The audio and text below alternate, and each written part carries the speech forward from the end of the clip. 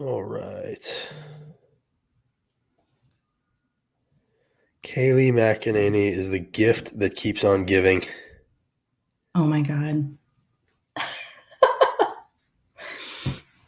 Unbelievable.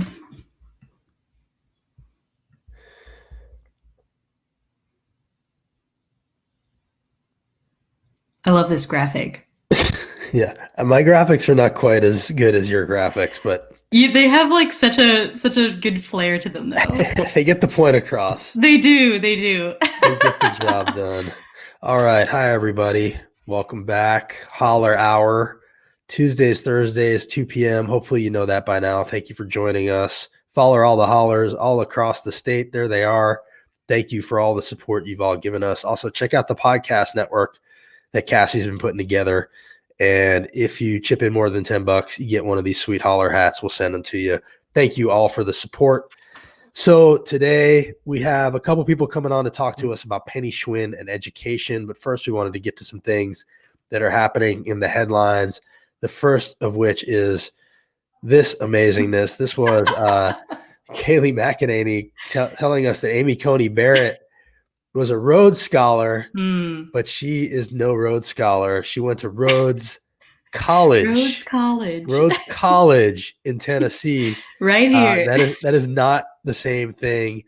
I am going to pull up the clip right now of her getting called out on this. Oh my God. First, wanted to clean up something from your opening. You said Judge Barrett was a Rhodes Scholar. I'm not sure that that's true. That's what I have written here. She attended Rhodes College. Attended Rhodes College, so my bad. Very different thing. Yes. All right. Oh, okay, yeah. Rhodes College, attended Rhodes College. That's what I meant to say. So they're out there telling us how perfect she is, what a genius Amy Coney. And, she went to good schools. Yeah. But I think it more speaks to just how not buttoned up these people are, that they're presenting a Supreme Court justice and they don't know where she went to school with inaccurate information. Like, she's like, Rhodes College is a great school. Like, there's nothing bad about that at all. That's a great Rhodes school. College. No, of course. But yeah, as you said, it's like more about like this information is coming from the White House. It's like such simple information too, like that they're delineating to the public, and to get something that easy wrong. I mean, of course, they get things wrong all the time, but to get something that simple incorrect is just incredibly embarrassing and hilarious. I can't decide if I think they did that on purpose and didn't think they would get called out on that, right? Or if they just had they just thought Rhodes College, it must be that, like they didn't. Could be either. They were curious enough to figure out if that was actually the thing, or even ask her, like, aren't they in communication with her? Of course, yeah. Here, there's so many questions. So many questions. And either way, it's ridiculous. So ridiculous. That wasn't the only fun tidbit that happened at today's press conference. This was another one. This was John Decker of Fox News Radio asking her about Trump saying that there have been ballots found in a river. At the debate, he says ballots have been found in a river to back up his idea that there's just all these problems with the election.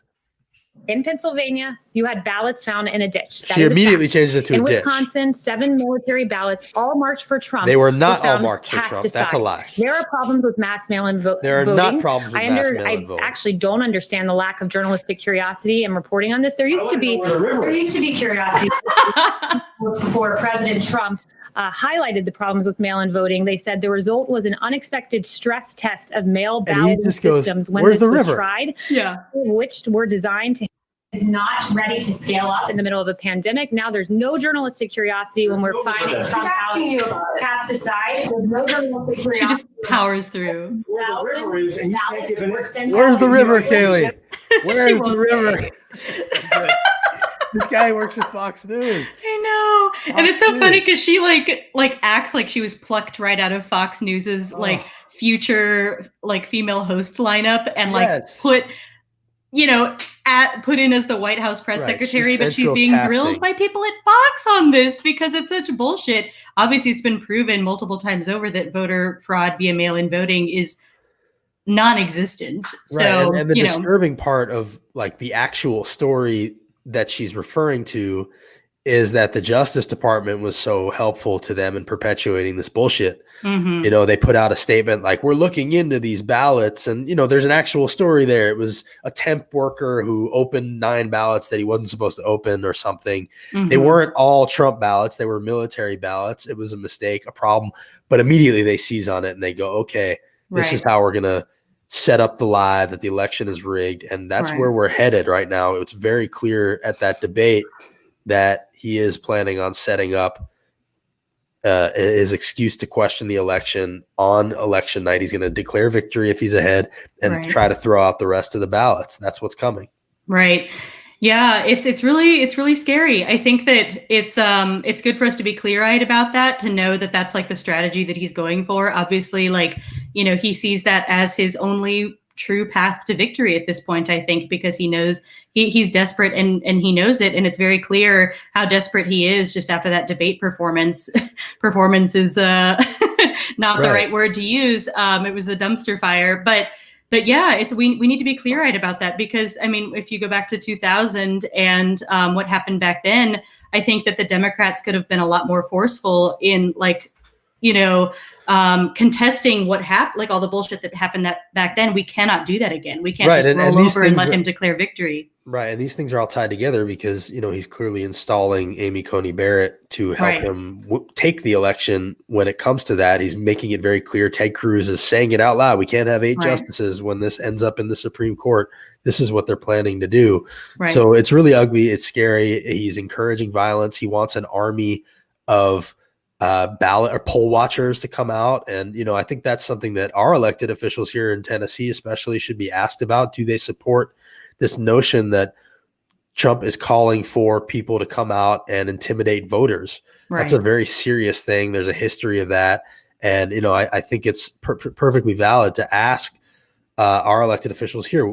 Knox Views says, will Governor Lee, Attorney General, and Department of Safety go on record declaring unauthorized activity or voter intimidation is unlawful and violators will be arrested and prosecuted? I think that's a perfectly valid question to be asking our officials here. It's something that they should be asked about. And, you know, he's making it very clear what his plans are. Personally, I think he stopped trying to win the election a long time ago. People are trying to figure out, why is he not condemning white supremacy? How is he planning on winning an election when he shows that he's playing footsie with white supremacists? He's not trying to win the election. He's trying to steal the election. And he needs their help to do that. That's what he's focused on. I think he knows that ever since he was responsible for the deaths of over 200,000 Americans because of his incompetence, once he realized that, he realized, yeah, I'm probably not winning this thing, so I got to try to steal it. What did you think of the debate in general? Oh my God. It was, I think it was bad for my mental health. Probably for most of us. And I should say, if anybody else wants to jump in and talk to us about it, ask us for the link. That's what the Holler Hour is for, but go ahead. Sorry. Yeah, no. I'm glad you said that. Please, if anybody wants to come in and talk to us about this, like, we would love to chat with you and just to hear about your thoughts. If you disagree with us, you can hop on too. So just to hear all of your thoughts about the debate, DM us on Facebook or Twitter and we'll send you the link and you can hop on. But yeah, I mean, it was honestly it was one of the most embarrassing things I've ever seen. I think that it was just that debate was a national embarrassment. So, David Brooks said he's the most horrified he's been in his career as a journalist. And that's David Brooks. And you're not David Brooks. So if you're horrified and David Brooks is horrified, that's some coalition right there. Right. Like, yeah. It's a, and I have like no sympathy for like anyone that has like contributed to Fox News in general, but like the fact that I was in the position of like, and I think he was in a tough spot, but I think he could have done more. But the fact that I was feeling empathy for Chris Wallace was like really saying yes, that's true. You know, I know it's hard to like, I can't really fault Chris Wallace for that. I mean, it was tough. I don't know who would have been prepared. You should have been prepared. Like, him being aggressive was probably an obvious thing, but for him to be so combative and argumentative, honestly, I don't think it could have worked out better for Biden. Because I think when it comes to debates, nobody really remembers what you say, but they do remember how you feel. Right. And the feeling that Trump was projecting was a petulant child who, you know, would burn it all down. And I just don't think that's what people are looking for, you know, and it feels like some good things are coming that night. Obviously, the big thing that people talked about was his playing footsie with white supremacy. This is what trended right afterwards. I wanted to flash this picture because this sticks with me. This is Roger Stone with the Proud Boys flashing the OK sign, which is definitely a white power sign. This is him doing it here also. And then you have Stephen Miller sort of casually throwing it up at the White House. And then Trump, and this is something that people question me on, Trump doing the O when he said AOC. Now, look, I know that might be a stretch to some people. It is not the only time he's done it. That time in particular, he went out of his way to do it when he was talking about AOC. And I just want people to see it because the video is even worse. AOC, but it. What was that? Yeah. I mean, yep. That's blatant. That's not just like a casual, like, okay. He's not going like, okay. Right. And now he wants to act like he doesn't even know who the Proud Boys are. Of course he knows who the Proud Boys are. And by acting like he doesn't know who they are, that's even more sketchy. Like he stood there in front of them and he said, I don't know who they are. Here's the clip of that. Last night, when you said that the Proud Boys would stand back and stand by. I don't know who the Proud Boys are. I mean, so full of shit. I really don't know who they are. I can only say they have to stand down, let law enforcement do their work. Anyway, obviously he knows who they are. Yeah. He's on their Christmas list. His buddy, his son is probably in like 12 group threads with them. There's just no chance that this guy doesn't know who they are. There's no question. It's just like an age-old tactic for this too. That's been used by like white supremacists for time immemorial or whatever. Like it's been used for ages, and so that's just an easy deflection. It's obviously not true, and the fact that he wouldn't again like denounce them in the debate. I mean, how many times have we been through this same cycle where he doesn't denounce white supremacists? And if he ever does, he is one. I mean, let's just not beat around the bush. He's a white supremacist. There's no question. Stephen Miller is a white nationalist. These guys are racist. These are their people. They're counting on them to cause trouble. That's the bottom line. The Proud Boys, just so people know, I mean, I don't know if you've actually seen the videos of these people, but they advocate for violence. They talk about wanting to kill people. People are Heather Heyer's dead because of people like this. A lot more people, like their body count is so much higher than Antifa. Antifa has been linked to now one death, basically, and it was a guy that said, "Yeah, I'm anti-fascist," and it was like such a loose Antifa isn't even like a really. I mean, as you know, like you talked with them, like a really structured organization. Like, right? I mean, it's a little bit barely a thing with what they are. They're definitely a group of people that communicate with each other, but there's not a hierarchy. There's not membership. You don't get jumped in. There's not like the way that they define themselves are anti-racist. They've actually helped us dox some blatant racists here in Tennessee. One in particular that comes to mind was a guy named Todd G. I remember his name. He's a public defender in Cleveland, Tennessee. I think he probably still is one. And he was on Twitter, had created a fake account and was just being openly, blatantly racist, like black people this and monkeys and all this openly racist stuff. And he had left enough breadcrumbs on his Twitter feed that it was clearly identifiable as him. They sent it to us. We lifted it up. It became a news story. The news showed up at his office. He went dark and I think wrote it out. I don't know if he still is. I don't know if the bar did anything about it, but that is what Antifa does. They find these racists and they dox them.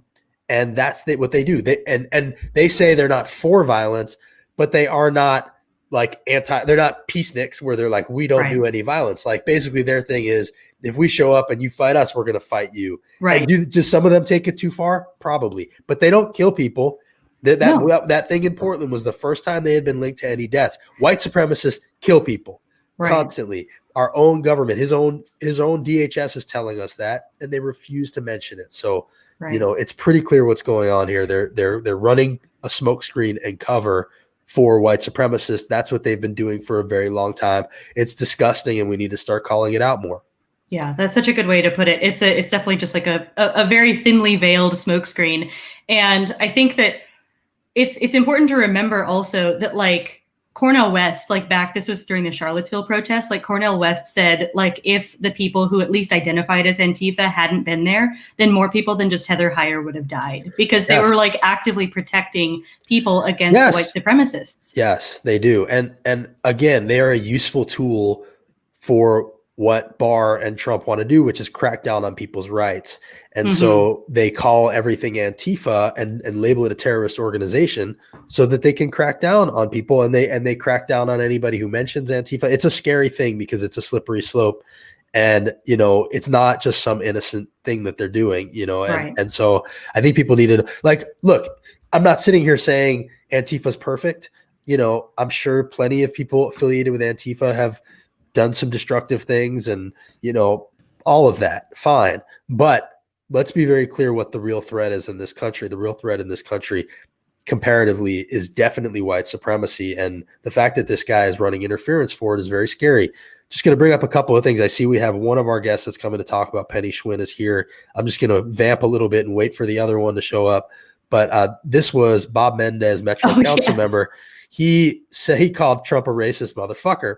So good. He used asterisks. We don't use asterisks around here. I saw that you had an exchange with Carol Schwinn where she said, meet the man who would become our next mayor. And you said, where's the lie? Which is exactly right. Like, I love that the Star thinks this is going to hurt him somehow in Nashville. Trump is a racist motherfucker.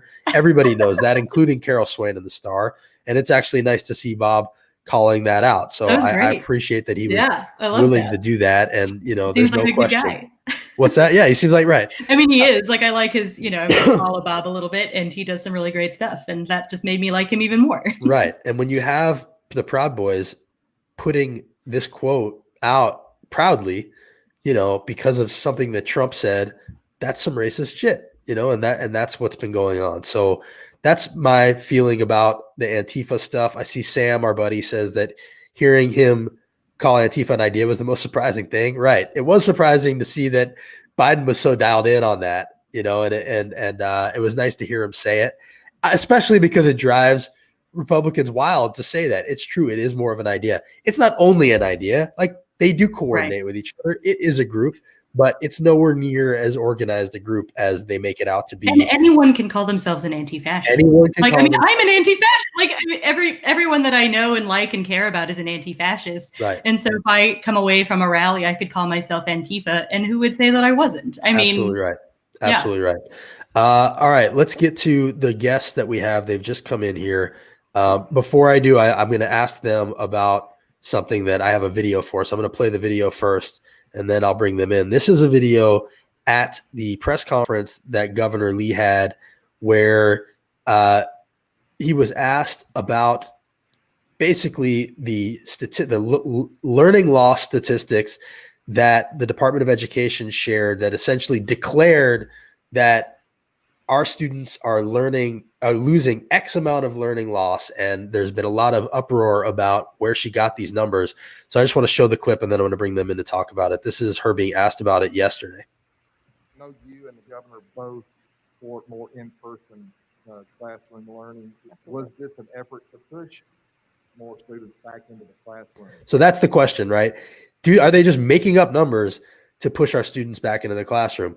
Not to say that people aren't going to agree with the fact that they lose proficiency by not being in school a little bit, but to just declare statistics without showing your work was problematic for people on both sides of the aisle. Here was her defense. This study, which was a study that was done by Credo, provided information. What we saw in that predictive estimate from the Credo study supported the idea that when children are not in the classroom for 6 months, you would expect that they're not going to learn as much. Do you know which district those that data came from? I think there's an outstanding request for that. So we'll be sure to respond back to you today. Oh, that smile, that Penny Schwinn smile. I think that's the first thing I want to ask these guys about is that condescending Penny Schwinn smile. So we have JC and TC here with us, JC Bowman and TC Weber, both education, I guess, advocates, or, you know, what word would you guys use to describe yourselves? Educators. I mean, I'm just, you know. Educators. Okay. Yeah. TC, what are you going to go with? I guess advocate is as big as good a word as anybody, as Okay. Well, thank you guys for joining us. Just so people know, they can follow you on Twitter at JC Bowman and at NorinRad10, which I don't know why that's your handle, but maybe you can tell me. Why is it NorinRad? When I first started getting into blogging, I had no idea how to put a blog together whatsoever. I had no idea how to put a web address together. It was just a wholly amateurish effect.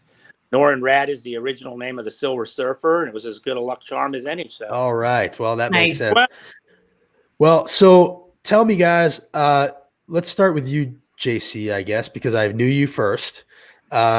What is going on with these numbers? Do you feel like you've gotten any sort of answer where they came from? What's going on with the learning loss proficiency numbers? I think you hit it right, and I think one of the things that she's pulling these numbers out of two reports, Credo, which tends to be a more conservative group. They're all well respected. We'll throw that out. NWEA, which is also well respected. They are a nonprofit group that does analysis of data. But then they did these checkpoints, which is where so they're trying to mix all three of them together and project. They use some very interesting words, and TC's done a really good job about writing about it. But they're going to project and they expect, and it's just where she got. I mean, everybody in the education world is just baffled, where she's got this at. And like you said, learning loss, sure. I mean, there's been some. We can't dispute it. Where, when, why, is debatable, and how much. But the numbers that she's pulled out, 50% in reading, 65% in math. I mean, I can predict that the Cincinnati Reds are not going to the World Series 100% now.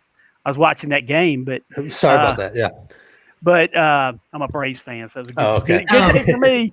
But but with that, so where she got the information, and it has actually baffled everybody, and to watch the governor stand there beside him and like defend it is just another mind boggler for us.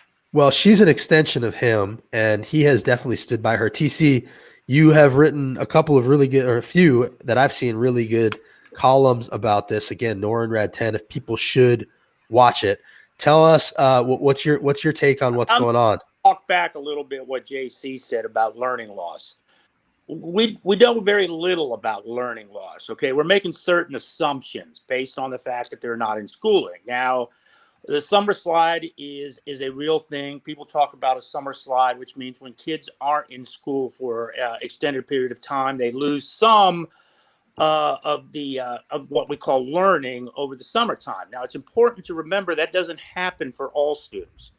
If you look at wealthier students or students from middle class, some of them actually gain over the summer because they're out going to museums, they're out reading more for pleasure. They're doing all these things that are actually increasing their scores.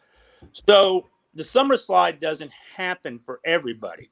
Also, you can't extrapolate the summer slide. Like, you cannot say, well, we lost 3 months of learning, so therefore you're out 6 months, so that extends to twice as long. It doesn't work that way, okay? The learning loss slows over a period of time, and eventually it stops. Otherwise, we'd have kids that were piles of jelly laying around after a couple of years, right? So you're making an assumption to begin with that there is a learning loss. Now, we have no way to discern how many students got tutors, how many parents became more involved, and all these other things that affect that. NWA, which does MAP testing, which is purchased by MNPS, and which also several other districts in the state, ran a study way back in April where they said, hey, look, we think that they're going to lose this much. Okay, it was a prediction. Now, when the commissioner started talking about Credo, last week I picked up the phone and I said, well, let's call Credo. Let's find out what Credo has to say about this study, okay? They're the ones that supposedly put it together, right? So I talked to Maxie Raymond, who's the head of Credo, which does a lot of research in the reform area and with charter schools specifically, and said, let's talk. And so I said, how did you translate loss of learning into proficiency rates. And Maxie says, we never did that. We never converted it. Our study is taking historic data that we had the privilege to have through a partnership with the Tennessee Department of Education that goes back a decade. And through a series of models, we predicted what we felt kids would score on the next round of T and Ready, which will come up in the spring. Now, those are projections based on 3 different scenarios, one being that nothing was done, one being some schooling was delivered, one being, more schooling was delivered. That was delivered back to the Department of Education. And it's important to note that's part of a much larger study that involves 19 different states that they're going to release the data from and break it down into more metadata. I believe tomorrow is when she said that would come out. Okay. And so you'll get more information. But the important thing here, they never created it, the data, converted the data back so that you could get proficiency. So there's nothing there from Credo to show that there would be translation to these numbers of 50 and 65%. Furthermore, Credo, because I said, I asked her directly, did you use any current data? And she said, well, testing ended last year. And I said, well, some districts are doing MAP and some of these other studies. NWA is mentioned, as a source for the director. And they said, no, we did not use anything new. The only data we used was historic data. Okay. So that data was not converted by either of those people she attributed to. Now we got to go in-house and say, how did you do this in-house and who's sharing what data? Is NWA sharing data? Because some districts have done MAP testing at the beginning of this year. Where's that data coming from? Well, if you saw the press conference last Monday, the commissioner walked it back and she says, well, we've got this checkpoint that was created, okay? And we made available to districts to start to get an idea where their kids were. 30,000 people have taken that, okay? 30,000 kids out of 1 million kids. That's a pretty small sample size. Now, they're arguing that it may be as high as 40,000 now. But they're focusing on 3rd grade. How many of that? Do you think that happened? I think there's probably 30,000 kids that have taken that test. But remember, it's not a district decision. If I'm a 8th grade teacher, I may decide that I want my kids to take it, sign them all up to take it online, with the idea that this data is only going to be used for me to figure out where my kids are at so that I can apply instruction at the level they're at. So all of a sudden now we've changed the rules, and apparently Ms. Schwinn is using this data to to make projections and justify policy, even though on their very own handout it says right there the data cannot predict T and Right. And JC, I saw her answer this question about the 30,000 kids. I saw you shake your head. Do you think that 30,000 kids took this test knowing what they were taking? Do you think the teachers knew what they were getting into? Because I heard there was a big backlash when she made this pronouncement from teachers across and districts across the state saying we never were even asked for any data. No, that's exactly right. And one of the other points that you got to make, first off, 40,000 kids took it. And she provided a list of districts that took this test supposedly. And back to TC's point, say there's 40,000 kids that took it, and you divide that over 12 grades, and we're guessing at this, and you're guessing at, but the maximum number of kids that possibly took it in 3rd grade, maybe 3,000. Well, so one of the school districts on the list I've already talked to, and one of the questions and the point she said was her high school students took the test in 9th grade because they were coming from 8th grade. They kind of wanted to get a snapshot of where those kids were. And so they took the test. The information was shared without their permission to the state. The state went in and looked at their data without their permission. But no 3rd graders took that test in that district. But yet their district is on the list. They are furious about it. And that's where we get into. This is where liberals and conservatives, left, right, center, everybody comes together and goes, what kind of data mining is going on with our kids? And I mean, nobody likes that. Right. And that's what the backlash is. I'm going to come to you too, TC. The backlash has been bipartisan. And, the bigger picture here is is our government being honest with us? And that right. is something that crosses party lines. You know, are they pushing are they using our kids to push an agenda? TC, is that what you see is going on? Quite possibly. You know, one of the things, again, to tag on to what JC just said there, I've heard from teachers across the state that, you know, some of them felt that that data belonged to them because it provided for them to get an idea of their classroom and nothing else. So again, like you said, it's taking data that was meant for one purpose and utilizing it for another purpose. The other important thing to remember about that test is keep in mind that TN Ready measures all of a long list of standards the state of Tennessee has, okay? It is virtually impossible to get an assessment on all the standards of Tennessee with a 17-question checkpoint. So how did they decide what they were going to test? Who decided what standards were valuable, which ones should be thrown out, which ones needed testing? I don't know. We don't know because nobody's being clear about whether that was a test that was created in conjunction with Pearson, who does our TN Ready, or whether they gave Mike Hardy, who's in charge of assessments over there, a bank of questions, and he went, I'll take 2 of those. Let me have 1 of those. I don't need none of those. Give me 3 of those. Are we at 17? Right. Darn, I wanted to get it down to 15. Go ahead and make it 17. I mean, we just don't know. Right. Can't attest to the accuracy of what you're measuring if you don't know what the standards are.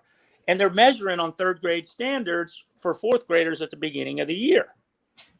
So you have to continue to question the value. As far as agenda it speaks to, it speaks to a number of agendas. And it also gives insight. You know, initially I wrote that it was a middle finger to the General Assembly by her coming out and announcing it like she did on her in the governor's press conference. And I still think it's a middle finger to the General Assembly and the legislators, but I think it's not as intentional as I originally thought because I don't think the two of them even give a darn about the General Assembly. I don't think they ever will enter the conversation. I think it's exactly what the governor wants to do, and is exactly what Penny Schwinn wants to do as an extension of the government. Look at the literature, or look at the legislation that's already fallen to court. Right. That's what I was going to go to next. Is you know, we're now talking a day after the vouchers have lost another legal court battle. The voter bill. I mean, it's right. Like, I mean, nothing paints a picture of I don't care what you think, like a series of bills that get, you know, challenged by the courts. Justin, before you go to that, let me back up on something. Yeah. One point that I think, what was the motivation for her releasing those numbers? TC mentioned it. He wrote about it. She met with the legislature less than 24 hours before she announced these numbers that came out. And she did not share that data with any of these 25 legislators sitting there. Now, I know that Antonio Parkinson is real upset. I know Scott Sapicki are real upset. They've been the two most vocal. A Democrat and a Republican are very upset that those numbers weren't shared. But what was the motivation? Is it to drive kids back to school? I've heard that. That possibly is there. I think that's kind of an agenda item that people have put out there. Is it to make the cause for vouchers? Mm-hmm. We're learning loss. Can we drive kids and push vouchers? That's the other cause. And the third thing is this. Right now, the General Assembly is really leaning toward the value of testing this year. They don't see the value in it. So all of a sudden, you've made an argument for why, these kids are so far behind. And I would argue this. I told the reporter from 17 this. I said, she just made the cause for, if they're already this far behind, then you need to use that last 6-8 weeks that you prepare for testing to catch these kids back up. I think she's made a huge policy blunder if she's done that. And is testing a lucrative contract for somebody somewhere? Oh, yeah. We've gone up to about $100 million right. in contracts for this. And by the way, interestingly, Checkpoint, which is also owned by Pearson, are the people who administer the test. Yes. And let's not forget, JC, while we're talking about this, is that last year she had a literacy bill that she was drive through, especially targeted at 3rd graders. There would be only one way to teach reading in the state of Tennessee. That would be the science of reading. They would require 3 benchmark tests a year, which is similar to what RTI is, but the indication was that the Department of Education would get that data. And they would also, there were a number of vendors that stood to benefit from this change.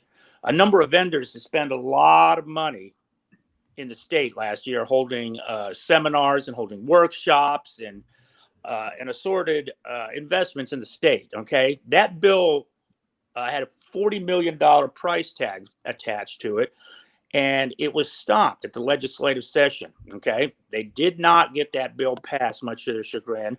And not only that, after working very, very hard to rig a textbook adoption process, the power to give waivers was taken away from the Commissioner of Education. So now on that very same meeting, and I don't understand why it's not getting more scrutiny, it was announced that the Department of Education has a federal grant for $40 million. $40 million for literacy. In other words, she's got the ability to do what she wants without legislators' appearance again or approval again. So how much does setting up all this learning loss also call for implementing what she wants to do with literacy, which is ultimately going to take power away from the local education agencies? There are a number of things at play in here. Yeah, well, it does seem like everything is sort of tied together. And then obviously there are things like the amount of people that have left the department since Penny Schwinn took over. There's also, the vouchers being passed with bribes and threats, according to Republicans. It seems like this education issue of all the issues is the one that crosses party lines the most. Right. Do you, TC, I'm coming back to you, and you can say whatever you want to say, but I also want you to weigh in on, do you think that there are pressure points here that Schwinn is in trouble, or do you think she survives all this? I don't think there's any way she survives. I mean, I went through a very similar thing locally with Sean Joseph when he was superintendent of schools at MNPS. And there gets a point where you start to do a little cost analysis or, reward and see where they can save themselves. And I just see a path they can save themselves. They can't get out of their own way. Now, it may take a month, it may take 6 months, it may take a year, but I don't see her surviving. And real quick, to speak to what you talk about, the attrition rate at the department, there's a sense of just dismissing that as kind of like, well, a lot of people don't like working for her. That's not the danger of that. What the danger is there is a limited number of people that have the capacity to do those jobs at the high level required. And when you lose them, you can't walk out to the apple orchard and pick 3 more and put them into place. So what happens is you have situations like we have right now with the data that nobody has competently analyzed that data. And we are not able to get accurate figures and accurate readings on where we are on our education. And that's where instruction, and that's where it all starts to suffer. And that's why attrition is so important, not just because of, hey, she's not a nice person to work for.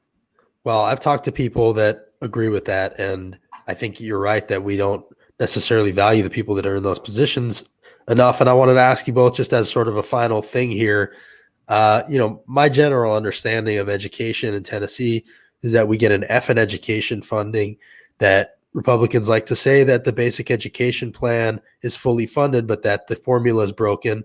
And, essentially we underfund these schools that in times like this, we're told are the most important things, and we have to have our kids there. Do you guys think that education in Tennessee is underfunded and broken? Can we take it? Yeah, I do think it's underfunded. And I think there's a couple of reasons to that. We continue to add, if you probably noticed, she did a push for SEL inclusion and expanding it. Now, SEL on a basic level where you're trying to understand it, helping a kid who's hungry, man, we're all on board for that.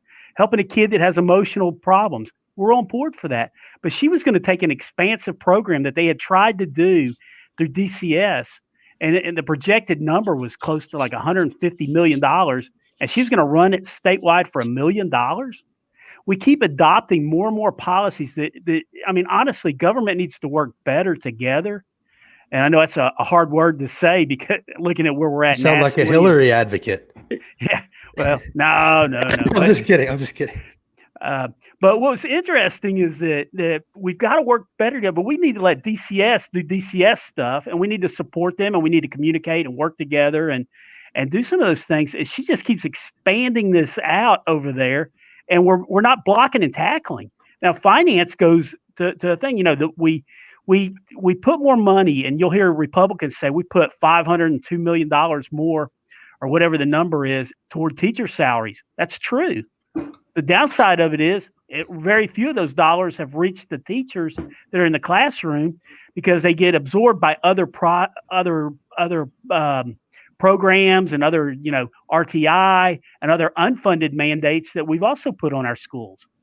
And so you're spending more money, but it's not reaching the people who are actually doing the work. So yes on funding. I'd give it an F with you.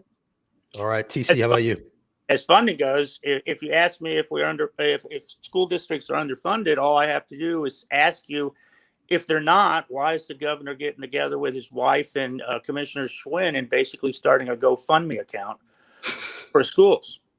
I mean, obviously they recognize it. There's a reason to get this money to schools, right? So they went ahead and partnered with Prosperity or Prospit or whatever. I can't even get the name right. It's the worst trademark name I've ever heard in my life. And they're basically asking Tennesseans, not the government of Tennessee, but Tennesseans to put more money into schools. That tells you everything you need to know right there is about how they feel about funding for the schools. The schools are underfunded, and we have to have a state-sponsored GoFundMe account in order to get the needed supplies to schools. It certainly does. Cassie, if you have any questions, I just want to end this by basically saying to them, I appreciate that you guys are advocates the way you are. I think this is a bipartisan issue. The idea that we had enough money for vouchers in Governor Lee's eyes in that budget, but we couldn't deliver on promised teacher raises is a shame. And, we get what we pay for. And this is, at the end of the day, it becomes an equality thing. Like, Williamson County schools are going to be okay because there's money here, but rural communities and the inner cities, that's what really suffers. And that's why vouchers are such a problem, because they steer more resources away from those schools. And there's a reason that Republicans in rural districts didn't want them for their own schools. So, please keep an eye on this stuff. Keep informing us. Definitely check out at NorRad10 and the writings of J.C. Bowman and T.C. Weber. You guys definitely are informative, and it's really appreciated. So thanks for coming on here. And thank you for having us so much. Yeah. We really appreciate it. Anytime you want me, let me know. We're glad to be on there. Appreciate it. Thanks, guys. We're going to go ahead, TC. That anytime you want him, let him know. All right, we'll do. Thanks, guys. I'm going to pull you out of here now. We got more guests coming on, but thank you for that very much. Yeah, thank you. Bye-bye. That just really shows just how horrible the profit motive is in our education system. That was a good conversation. Good. Well, for me, just listening, Yeah, it's for me just listeing too. And it is the profit motive for sure. Yeah. And it's the agenda of Governor Lee to steer, their real agenda is to steer money away from public schools, to set public schools up to fail. It's not just Lee, it's the Republican Party in a lot of ways in Tennessee. And they want to steer resources to private schools. There's a lot of money in this, lot of money. And so at the end of the day, it's a heist. I see Sandra Rice, who our What About Us podcast host, check that out on the podcast network, saying $1 billion in the rainy day fund and a GoFundMe page. Exactly. Yeah. When is it raining, if not now? When are we going to start spending some of this money? I always say, they love to debt shame the federal government while we depend on the federal government. Right. One of the most dependent states. One of the most dependent states. And we brag about the rainy day fund and our fiscal stability, but we have so many things that are going unpaid for and underfunded, and education is definitely one of them. Joel Alex says JC and TC were great guests. Learned a bunch. Good. Thank you guys for being on here. Really, really do appreciate you guys joining us on Tuesdays and Thursdays. Cassie, I know you said we had a guest coming in. I think I saw her for a minute. Yeah. And then she popped out. So while we're waiting for her, if you want to talk about some other things. Oh, yeah. I was just going to say, I think her audio was a little shaky. Okay. We were going to have Shanae Williams on here.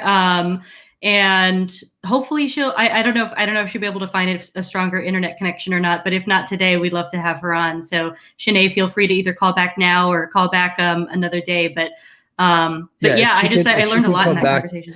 I did too. I wanted to show the people that we have while we're waiting for her. If she can't come back on, we'll just show a couple of other things. This one might disappoint you. This was Eric Trump, turns out, is not gay, Cassie.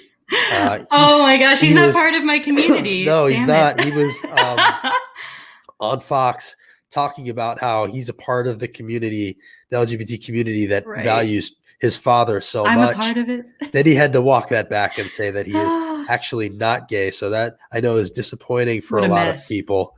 What did you think when you heard him say that? I was like, he's just a mess. I don't know. I was Yeah. like, that's such a bizarre slip up to make. Such a weird thing to say. Yeah, really. he's a weird guy. Another thing, I flashed this earlier. This is a billboard in Michigan. We should have these all over Tennessee also, but it ties into the press conference that Bill Lee had yesterday. He's rolling back statewide restrictions on business gatherings. Happens to be doing it the same month that we had our deadliest month during the pandemic. So there is no actual reasoning behind this other than we have to get open. We have to get open, but they haven't done the work to make it so that we can open safely. No, and it goes, I mean, we've talked about this for months now, but it goes back to like, you know, people are so angry that this is being dragged on for so long, but it's because we're never actually fixing the problem. So of course it's going to continue to get dragged out. So if people are mad that at businesses, you know, having restrictions and people having mask mandates and that sort of thing, which of course he never actually ordered one. It was the counties that ordered them at certain times. But if people are angry about those things, it's because we haven't done them in a concerted, strategic, you know, way for a long enough amount of time. We could have been done with this. That's right. So it many should have times been over. And if you want to be mad about someone that we can't open safely, that we have these restrictions, you should be mad at the leaders that fail to lead. Yeah. And that's Trump, that's Lee, and that right there is the problem. Right. Couple other videos that I wanted to show. I see that we have Shanae coming back. Let me just show this one. You know, Trump has been, I don't even want to say it's a dog whistle. It's just blatant racism. His diatribes about how Biden is coming for the suburbs and going to attack the suburbs and you don't want low income housing near you. And it's really ugly and blatant racism, especially when it's coming from a guy who was popped for not renting to black people as a landlord back in the day, among so many other things. I mean, calling for the deaths of the Central Park Five after they had been proven to be innocent. But the point is, he is appealing to people like this woman in Texas who just made the case that he is making. And it's so bonkers to watch her clearly convinced that she is not racist, but talking about this stuff in like the most racist way. What is your concern when it comes to Section 8 and low income? The lifestyle, I feel like goes with Section 8 is usually working single moms or working single moms. Like working. She says it out loud. Like working single mom. Like that's a problem. Working single moms. Or, yeah. Go ahead. Oh, I was just going to say the fact, like, I mean, it'll make more sense after the clip for those that haven't seen it. But the fact that she says that, which is something that is like, you know, that should be something that we all have empathy for. And then she goes on and continues to, you know, anyway, it'll make more sense later. Working but she just single moms need our help. It's a bad thing. Right. Yeah. Like they should be shamed. Or I don't want to live near them. Like I don't want to live near single moms. Keep their heads above water. And it's not, I feel so bad saying that, but for people who I just want to see that again. single moms or people who are struggling to keep their heads above water. And it's not, I feel so bad saying that. She laughs at that. It's just not people who are, I guess, of the same class as us. Oh my goodness. It makes me so sick. It makes me so angry to see her say, look, she's making herself sick. Like, look at the shit like to put on as she was saying that. I mean, the classist, racist garbage. Yes. The woman that's fighting to keep poor people out of the sun. Like, you have got to be kidding me. Yeah. Sounds bad, but I don't mean that in a bad way. Some people would say, you can't have both. You can't say it sounds bad, but I don't mean it in a bad way. It sounds bad, and you mean it in a bad way. Yes, you do. They may I love how she like knows what she's saying, but just powers their kids are not going to have the opportunities that your kids are going to have in this neighborhood. Right? Can they share in that? The problem with that is I hear a lot of the unfair of, oh, we haven't been given this or not that, or we haven't been afforded things that you might have been afforded. I don't look at multimillionaires and think, why don't I have a yacht? Why don't I have a private jet? As though allowing them to live in a zip code it equates with giving them a yacht. Like we're trying to give people lives. Like they're not asking for yachts. This is basic human dignity. Equating a yacht with basic human dignity. Like It's just a mindset, I feel like. Do you think that you maybe are stereotyping the folks? Oh, I totally am. Oh, yeah, definitely. Yes. I am definitely doing that. Oh my Yes. God. And this is probably like one of the first times where she's like actually getting like questions back to the things that she's saying. Right, Like, and she's these are softball questions too that are being asked of her, but like it's probably the first time in her life that she's actually being questioned about this, even though you can tell that she knows that it's bad, but she thinks them anyway. Right. She's finally hearing herself out loud, it sort of seems like. Right. It's not. It works both ways. I'm definitely not a racist, and I'm not bigot. Oh, no. By the way, I just want everybody who's watching this or who watches this video in general, like, this woman thinks she's not racist, right? So all of you people out there who just think you're not racist, but are supporting racists and standing shoulder to shoulder with racists and being fucking racist, like, this woman thinks she's not racist too. So maybe turn that inside on yourself and go, oh, wow, if she thinks she's not racist, is something going on with me too? Like, why don't we all have a little introspection moment about the fact that this racist woman thinks she isn't racist? Right. Yeah. It's like, because I mean, of course, being a racist has luckily become something that is like condemned on by society, but this is what most racists look like right now, is like her, where they don't think that they're being racist, and so they think these things, or they might say these things in their own circles, and that like and those are a lot of the people in power who also think that they're not racist, but they have these same thoughts, and it perpetuates they are being racist, and it perpetuates systemic racism. That's like right, and we need to talk about what racism is. Like, racism is not just I wear a white hood and go to a cross burning rally. Like, racism is, having a picture in your head. Like, she's by the way, made this connection without even discussing it, that Section 8 housing is Black people. Right. Like, she made that leap. Nobody even asked her about Black people. You're just talking about low income people and Black people. Like, that's the connection. She in her own mind is talking about Black people. That shit is fucking racist. Yeah. Like, anyway, there are plenty of ways to be racist, and this woman is all of them. I think I hold a little bit of a stigma against people who are different. I have a little bit of a stigma against people who are different. She's saying this out loud. All right, I'm done with this woman. I mean, it's just unbelievable to watch that happen, and it's absolutely shameless. And hopefully she gets shamed. Let's bring in hopefully our guest. I see her; she keeps coming in and out. But Shanae, are you? Let's see if this works. Who is Shanae? Why don't we start with that? Yeah. So, well, I have not had the privilege of speaking with her we've texted back and forth, but we haven't spoken like on the phone or anything yet. But she's actually a friend of Sandra Rice, and she was on Sandra's podcast, What About Us, a little while back, talking about there's a, I hope I don't get any of the details wrong, but there's a Confederate mascot at a school in Franklin County. And I believe that is what Shanae has been involved with before. I can't remember. I think Shanae maybe went to that school. I wish she was on so that she could tell us more about it, but she sounds like an awesome person. And we definitely so far what we've learned is Franklin County, we got to get rural broadband out to Franklin County. Yes, is that what's going on with this probably? I'm guessing so. Okay. Yeah. Well, in the meantime, we can wait for her. I can play another video. You tell me what you want to do. You want to give her another minute? Yeah. I mean, talk about D-Berry for a second. God, D-Berry.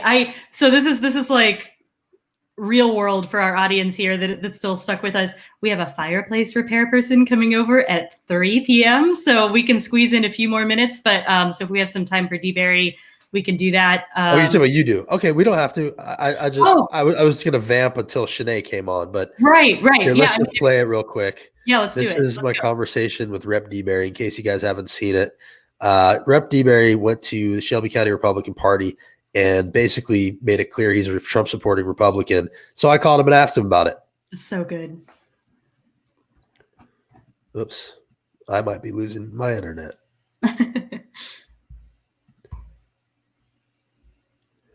Let's try it again. Yeah, if anybody hasn't seen this, it's definitely worth it. No, I do not. How do you reconcile that with what you said to the? I do not have to reconcile it. I do not have to reconcile right there. Like, I don't have to be held accountable for the things I say or do. Nope. Nope. Nobody questions me. Such an ego. This was the clip. Do you support Biden? No, I do not. I do what I have done my entire career: stand in the middle and work out consensus. I do what I've done my entire career: not take a position, try to appease everybody. Right? Yes. I mean, isn't that basically what he's saying there? And pull to the right. Like he just pulls like what little Democratic say we have in our state legislature and pulls it to the right. Like right. It's fine. And then this was I have maybe never my favorite stood line. up. I didn't stand up to. Bragging. I've never stood up. I didn't even stand up to support Obama. Like that's really something to be proud of, dude. Yes. Like I don't stand up for anything. Support Obama. There's no middle in this election. It's Biden against Trump. And there so was a middle to say for that you me. stand I'm the not middle- in that. I don't have a Me, I. There's that whole it's about me. It's not about anybody but me thing, right? Yes. All right. Well, we don't need to go through all this, but people should check out People that. should definitely that clip. watch that. And there's the full version on our YouTube page too. It is a definitely worthwhile conversation. I mean, DeBerry, like the ego that he has to like continue with that conversation and also like to contradict what he said on video, like so explicitly at this Memphis GOP meeting. It's really wild. So you definitely should check it out. Yeah. And his thing is he tries to say a thing that the people he's talking to will get without explicitly saying the thing that the people who are against him can use against him. So he never said vote for Trump, but he was like, we need to vote against this stuff. And we need to make sure they don't appoint a Supreme Court. Like he tried to say it all without saying it. And like, that's that politician bullshit that we just are not having at the Holler anymore. We're not having it. Yeah. Shanae, I don't think Shanae's going to make it. So I'm going to sign off now. Yeah. Shanae, another time, if you get some better internet, we would love to have you. Yes. And Tuesdays, Thursdays, 2 p.m. Holler Hour. Thank you all for the support, for hanging with us this long. Thanks and again, this is your time. So if you guys ever have anything to say, this is the time to say it. Yep. Come holler at us anytime. We will see you Tuesday. Thanks.